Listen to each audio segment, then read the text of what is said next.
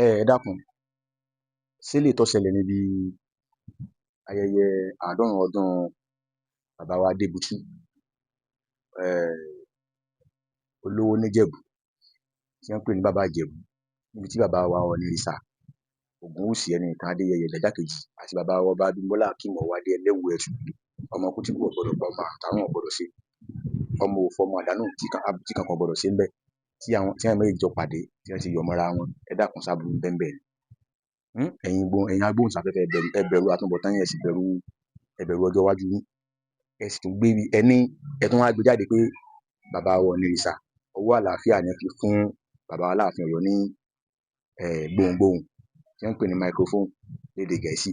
Ẹ tún wá ní bàbá wa Aláàfin Ọ̀yọ́ náà, àwọn náà gbà wọ́n fi aṣọ pélébé, aṣọ tá a fi máa ń nujú tá à ń pè ní handkerchief, àwọn náà fi wé ní orí kí wọ́n tó lò. Ẹ dákun èèyàn wa, ẹ jẹ́ á ṣọ́ra. Gbogbo wa la mọ̀ pé bàbá wa Ọ̀ọ̀nìrìṣà ó ti pẹ́, tẹ bá ṣàkíyèsí wọn dáadáa, torí pé àlè torí àwíjàre kí tó tán lẹ́nu.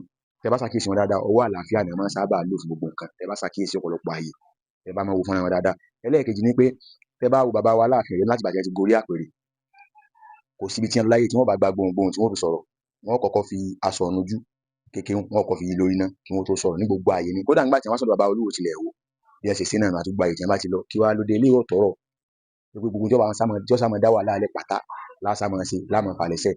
Èmi rọ gbogbo àwa tá a jọ jẹ́ gbohùngbohùn, ẹ̀yin tẹ́ ju wa lọ àti ẹ̀yin tá a jọ jákègbé àtàwọn tí ò tó wa, ẹ dákun ẹ jẹ́ á jẹ́ kí wàhálà ó ṣẹ nílẹ̀ Yorùbá. Ìtẹ̀síwájú ló yẹ ká wá, bó lẹ̀ bó ṣe dàgbàsókè òun ni ẹ jẹ́ ká wá lásìkò tá a wà yìí. Ẹ jẹ́ á ṣọ́ra wa o. Gbogbo pé ọba kan fẹsẹ̀ kọ́, ọba kan ṣubú, táyà ọkọ̀ ọba kan jò, kíní kankan tí wọ́n sá máa dá pé bóyá ìgbà tẹ̀yìn yẹ̀yẹ́ ọba kan, ẹ jẹ́ á ṣe kíni, ẹ jẹ́ á paná rẹ̀. Àwọn bí ọba elédùà nínú àánú rẹ̀ kó jẹ́ kí gbogbo àárín àwọn bàbá wa nílẹ̀ Yorùbá, gbogbo ọba pátápátá kó jẹ́ káàrin wọn ogun. Gbogbo ohun yòówù tó bá lè máa ṣẹlẹ̀ láàrin wọn, k'Ọlọ́run ọba elédùà kó jẹ́ kí àárín wọn ṣe kíni, kó jẹ́ káàrin wọn ogun, kó jẹ́ kó tẹnu bodò kó rọrẹ̀ mú mi. Ojú ọmọ Yorùbá, ìmọ̀ràn tèmi ní fún wa rèé o. Ẹ dákun ẹ jẹ́ á ní ìsinmi nílẹ̀ Yorùbá o. Ọ̀rọ̀ tí ó bá ti ní ìtumọ̀, ẹ má jẹ́ á gbé wá mọ́.